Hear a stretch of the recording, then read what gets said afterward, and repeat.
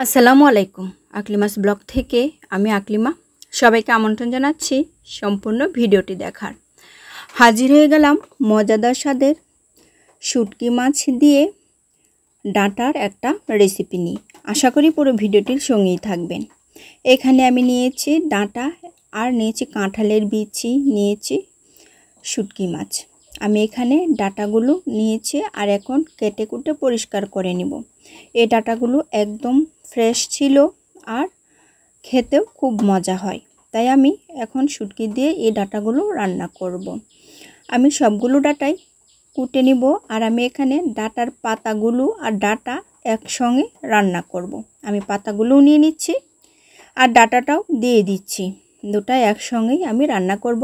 আর ডাঁটার সাথে এইভাবে পাতা দিয়ে রান্না করলে একটা অন্যরকম ভালো লাগে, তাই আমি পাতা আর ডাঁটা একসঙ্গেই রান্না করব।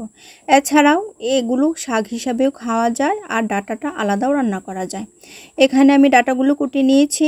এখন কিছু কাঁঠালের বিচি দিয়ে দিব আর কয়েকটা আলু দিয়ে দিব। আমি কাঁঠালের বিচি আর আলু দিয়ে দিয়েছি।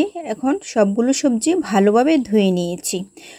শুটকিগুলো আমি ধুয়ে পরিষ্কার করে নিয়েছি আর এখন এর মধ্যে হলুদের গুঁড়া, ধনে গুঁড়া, মরিচের গুঁড়া আর পেঁয়াজ ও রসুন বাটা দিয়ে দিয়েছি। তেল গরম করে নিয়েছি, এর মধ্যে পেঁয়াজ ভেজে আমি শুটকিগুলো দিয়ে ভালোভাবে কষিয়ে নিব। আমি এখানে শুটকিগুলো ভালোভাবে কষিয়ে নিব আর কষানো হয়ে গেলে শুটকিগুলোকে উঠিয়ে নিব। এখানে শুটকিটা কষানো হয়ে গেছে, আমি উঠিয়ে নিচ্ছি। এরপর এই তেলের মধ্যেই আমি সবজিগুলো দিয়ে দিব। আমি এই তেলের মধ্যেই সবজিগুলো দিয়ে দিচ্ছি, দিয়ে ভালোভাবে নেড়েচেড়ে দিব আর সবজিগুলোকেও আমি ভালোভাবে কষিয়ে নিব। আমি এখানে কাঁঠালের বিচি ও আলু দিয়েছি, এতে করে খেতে অসম্ভব রকমের ভালো লাগে। কাঁঠালের বিচি ও আলু একসাথে দিলে তরকারির মধ্যে আলাদা একটা ফ্লেভার আসে আর এটা টেস্টও দ্বিগুণ বেড়ে যায়, তাই আমি দুটাই একসাথে দিয়ে দিয়েছি। এখানে ডাঁটাগুলো প্রায় কষানো হয়ে গেছে আর এরপর আমি দিয়ে দিব কষিয়ে রাখা শুটকিগুলো। আমি একটু নেড়েচেড়ে দিচ্ছি।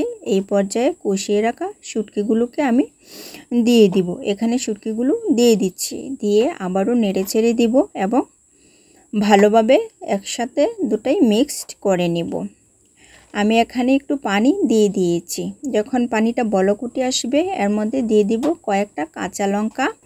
এতে করে কাঁচা লঙ্কার একটা ফ্লেভার থাকে, আমার কাছে খুব ভালো লাগে। আলহামদুলিল্লাহ, শুটকি মাছ দিয়ে ডাঁটার তরকারিটা হয়ে গেছে আর ডাঁটাগুলো একদম সফট ছিল, অল্পতেই গলে গেছে। আর আমার কাছে তো এই কারিটা খেতে অসম্ভব রকমের ভালো লেগেছে।